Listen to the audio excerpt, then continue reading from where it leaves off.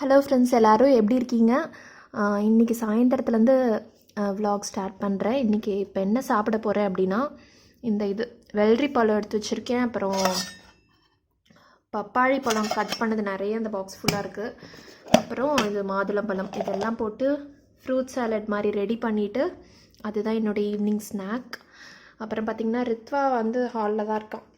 அவன் உனக்கு எள்ளு உருண்டை கொடுத்தேன், அதுதான் சாப்பிட்டுட்ருக்கான். அம்மா வரேன். அம்மாவும் அவன் கூடயே உட்காரணும். அங்கே அம்மா வரேன், இரு அங்கேயே உட்காந்துரு, அம்மா வரேன். ரித்வா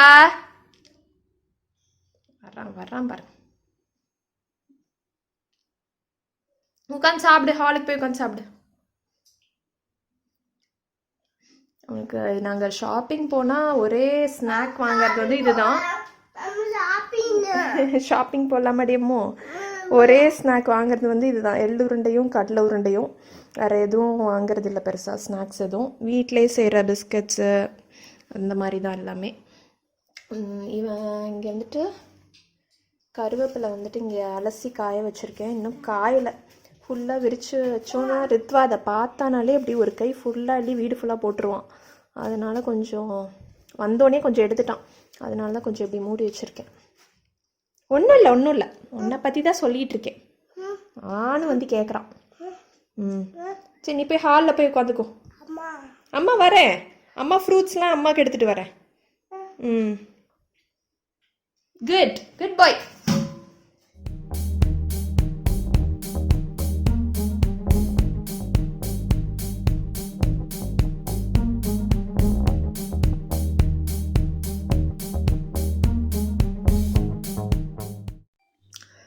எனக்கும் பண்ணியிருக்கேன், ஹஸ்பண்டுக்கும் மிக்ஸ் பண்ணி வச்சுருக்கேன். அவங்க வந்தோடனே சாப்பிடுவாங்க. மீதி இருக்கிற பப்பாளி இன்னும் இருக்குது, நிறையவே இருக்குது. இது ஃப்ரிட்ஜில் ஸ்டோர் பண்ணி வச்சுக்கலாம். இப்போ நான் போயிட்டு இதில் முக்கியமாக இது தேன் விட்ட போகிறேன். தேன் விட்டு சாப்பிட்டா செம்ம சாஞ்சேரில் சூப்பராக இருக்கும். அந்த மாதிரி ட்ரை பண்ணி பாருங்கள்.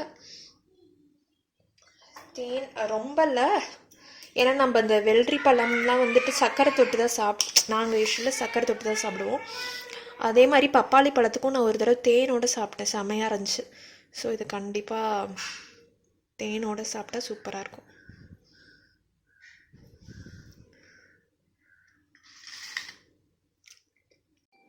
ரித்வா நான் தேன் இதில் ஊற்றுறதை பார்த்துட்டான். உடனே தேன் வேணும், அவனுக்கு ரொம்ப பிடிக்கும் தேன். சரின்னு ஒரு கப்பில் ஊற்றி கொடுத்துருக்கேன். நான் கீட்டு உட்காந்துருக்கான். இன்றைக்கி நான் என்ன லன்ச் செஞ்சேன்னு காமிக்கிறேன். பிரியாணி தான், வெஜிடபிள் பிரியாணி. பட் நார்மல் ரைஸில் செஞ்சது.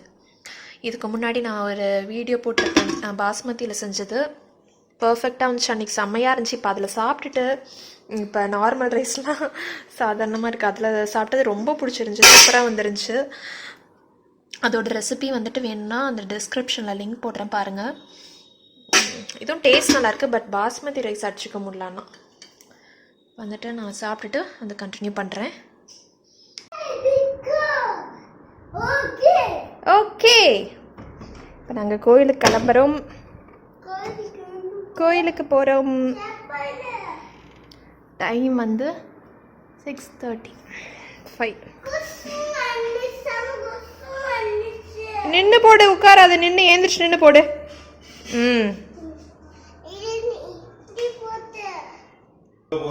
போலாம் பா. இங்கே பாரு, அங்கே பார்த்து ஹாய் சொல்லு. அங்கே பாரு, நேரா பாரு. இங்கே பைக்கில் காரில் பைக்கில் போகலாம். பா, இங்கே பாரு, மெதுவா.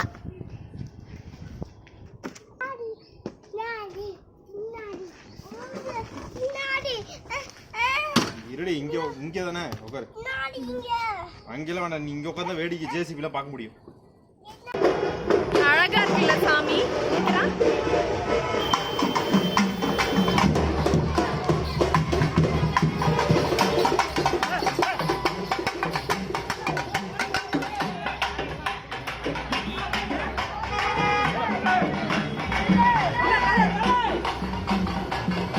கோயிலுக்கு போயிட்டு அப்படியே டாய்ஸ் கடைக்கு வந்தோம். சரி ரித்வாக்கு ரொம்ப நாள் ஆச்சு ஏதாவது ஒரு டாய் வாங்கி இதே தான் வேணும்னு கேட்குறான். எப்போ பார்த்தாலும் இந்த ஜேசிபி லோடரு இந்த ட்ரக்கு தான் கேட்குறான். கையில் ஒன்று வச்சுட்டு இருக்கான் பாருங்க.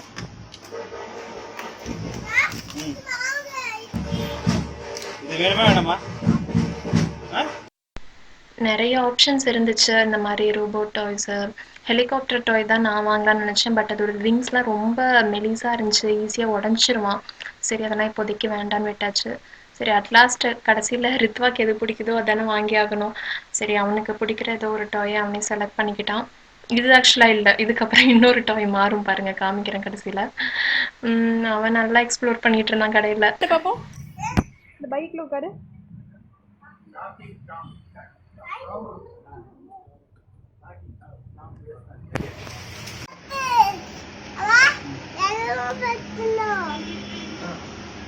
இரு வெயிட் பண்ணு அங்கே நில்லு. போகணும். சரி வீட்டுக்கு போய் பிரிச்சுக்கலாம். டிராக்டர்னு எழுதியிருக்கு பாரு, டிராக்டர். வீட்டுக்கு போய் பிரிச்சுக்கலாம். ரித்வாக்கு என்ன வேணும்?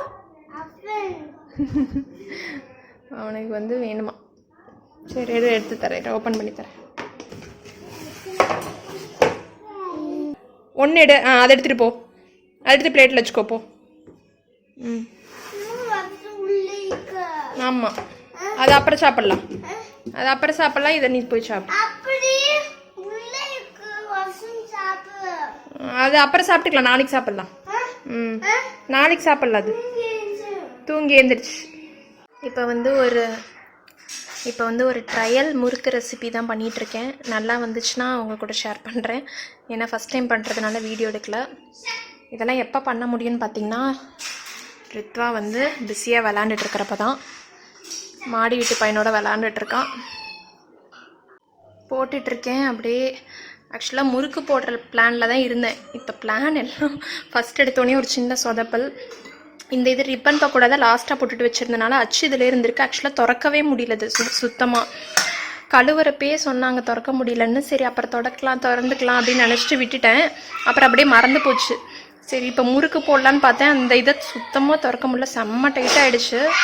சரி ஓகே, அதே மாவில் ரிப்பன் பக்கோடாவே போட்டுடலாம் அப்படின்னு சொல்லிட்டு அதே போட்டுட்ருக்கேன். சீரியஸாக ஸ்வீட்லாம் கூட பண்ணிடலாம். இந்த காரம் பண்ணுறதுக்கு வந்துட்டு கொஞ்சம் கஷ்டமாக தான் இருக்குது. ஆனால் சாப்பிட்டு பார்த்தேன், செம்ம சூப்பராக வந்திருக்கு.